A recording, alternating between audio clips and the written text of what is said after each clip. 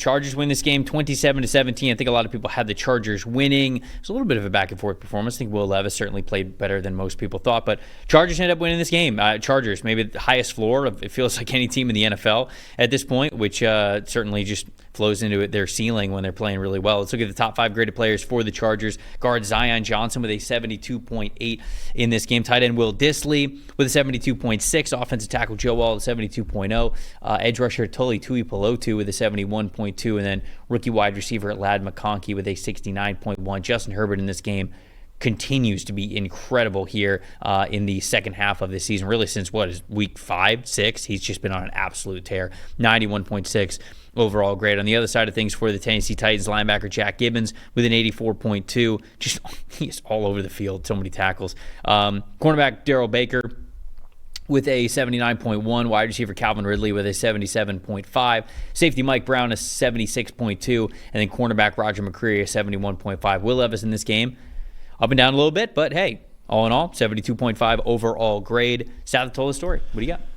Okay, so Will Levis did play reasonably well. He didn't have one of his Will Levis turnovers. The Titans' offense was moving for a bit. Again, for stretches of games every week, they look pretty good, and then they shut down for a time. It's kind of what happened here, but if you want to beat Will Levis, just don't let him hit the home runs. And he did hit one early in the game for his touchdown to Calvin Ridley. The Chargers, kind of had a busted coverage. It's a coverage they don't usually run, and Jasir Taylor kind of took a bad angle, and Will Levis hit him once. But the Chargers have done a good job this season not allowing this. They've only allowed 11 deep completions all season through 10 games, and the 8th fewest yards allowed on deep balls. So you're talking about a team that has been really good at preventing explosives. And Will Levis, who wants them in the worst way, it is in his DNA, that's the only deep completion he had all day. And honestly, he only attempted 2 other deep balls. If you make Will Levis work, you're probably going to shut him down, even if you don't get the big turnovers that he's been giving up earlier in the season. It's not what he wants to do, right? And what the Chargers are doing right now on defense, I'm just going to start calling them the Los Angeles Wolverines, because every week now I watch their defense and I just go, it's what Jesse Minter did at Michigan. They don't give up big plays. It looks exactly the same as the national title game against Washington when they just refuse to allow Michael Penix to throw the ball deep downfield. And that's what this team is. And they've got, obviously, a good pass rush, Khalil Mack and Tuipulotu and the guys up front.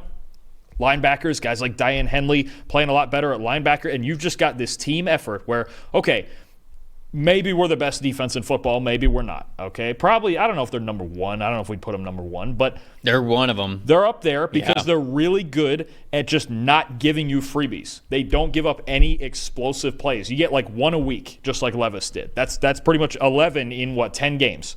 Or 9 games, I think. They don't give you freebies. They're going to make you earn it. They're going to make you play in that box. And they're same thing. It complements their offense. Do they have the most explosive offense? Absolutely not. But they don't have to work through their defense giving up freebies and having to catch up and having to do that. So, yesterday, okay, they're down 7-0 or 7-3. Okay, that's fine. That's in the box. I'm talking about they're never in a 2-score deficit. They're always in the game. It's because their defense keeps them in games, and it's really the perfect defense to play against Will Levis. I think the Chargers are probably, over the next 2 years at least, going to be a team that I throw a little cheddar on to win the Super Bowl every year. Just because they have the quarterback to do it, they have the coach to do it, and as they build out the rest of this roster, the roster is only going to get better, and I think the odds are only going to get more in their favor to win the Super Bowl, but maybe you get some fun odds for them before next season. I don't know. We'll see. We got to see how they will end this season. Because you want my theory on this for this draft? Sure. I don't know if they'll be able to do it, if they might be picking too low. They're not going to get Ashton Genty.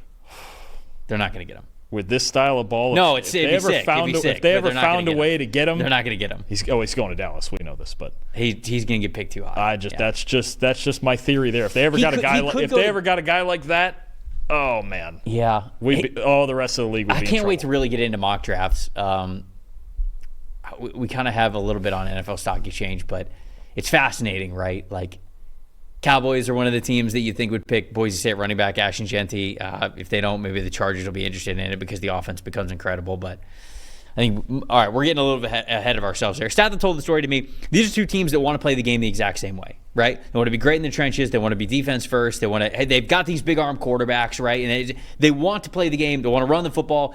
They want to play the game the exact same way. The Chargers, just a little bit better at it in basically every single way. They had just a few more first downs, just a few more total yards, just a better red zone percentage, just a few more sacks. Like, it's just like everything about how these two teams want to play the game, the Chargers are better than the Titans. And it's a 10-point victory. Here we go. It's not like they blew them out. It's not like it was like never close. It was not like nothing was going on either side of the football. Chargers are just a little better. And I think that's exactly the stats that told the story, is they play the brand of football that the Titans also want to play. They just do it at a higher level. I know you're shouting this out, and so I'll sort of like usher it in with you. Justin Herbert's been unbelievable. Over the last 4 weeks, he is the number one graded passer in our system, 94.8 overall grade. He only has 5 touchdowns and 0 interceptions. He has 13 big-time throws and 0 turnover-worthy plays. I don't think there's a quarterback who is playing the position, certainly as a passer, better than Justin Herbert has over the last month.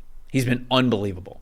But I know he's your most impressive, so I don't want to totally steal that from you. And it's low volume. You know, he only threw 18 passes in this game for $164, but it's the reason PFF grades exist, don't they? It's just a thing. They're working downfield more. He's getting used to the offense. This year, I think the big thing for me, 95.2 passing grade on 10-plus yard throws. Okay, that's second in the NFL behind Lamar Jackson. Last year, he was 18th. And that was the scary part about the last year or two with Justin Herbert, is everything got more conservative. We know he's got the 80-yard arm. He can make any throw on the field, right? But it was getting conservative. Now they're finding ways for him to use his arm, and it's just, oh no, this is a different Justin Herbert we're seeing right now. I think you just mentioned it over the last month. I would say you have Lamar, you have Burrow. You might have Jaden Daniels, and you've got Justin Herbert near the top there. Herbert, I just looked this up because you said this. Over the last month, so over the last 4 weeks, he is 11th in total passing attempts. He is number 1 in big-time throws, and second place is 4 big-time throws behind him. So he's not even in the top 10 at total passing attempts. And all the big boys, all the big names are in that top 10. He has 4 more than the next closest guy in terms of big-time throws. That's an insane rate to be able to hit that many big-time throws. With him, it's not fluky because he's just capable of doing it every week. Damn good at it. Yeah, I mean, no, it's the rest of the league has a real problem with Justin Herbert playing like this. This is, I'll be honest with you, I've seen enough with their defense and the way he's playing now. This team should go to the playoffs. I agree, and I think that they will, honestly. My most impressive, I want to give Titans fans a little bit of a shout out here. Jack Gibbons, their linebacker. Look, I know he's limited. I know I'm not saying he's an all-pro, right? I'm not saying he's Fred Warner or anything, but he had 15 tackles this past week. Last 3 weeks for him. He's a baller. Week 8, Week 9, and Week 10.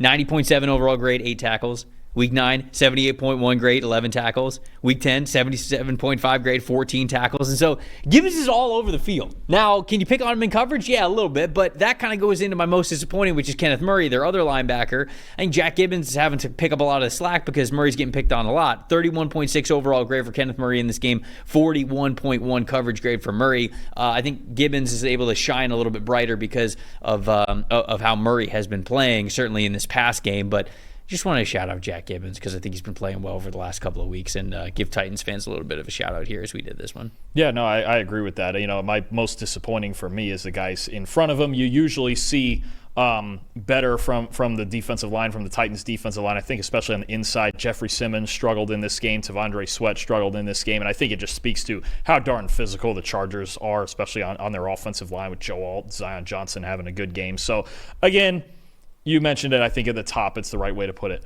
2 teams walked on the field.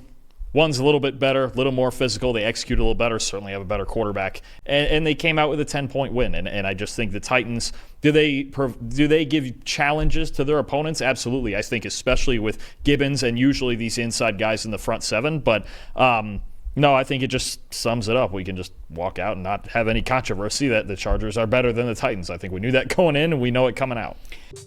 Thanks for watching, everybody. Make sure you like and subscribe the video. And if you don't have a PFF Plus subscription, you can get one to see all the premium stats that we talked about here on the show, plus the expert betting and fantasy advice over at subscribe.pff.com. The description is also right below, so if you are not a PFF Plus subscriber, you can become one today.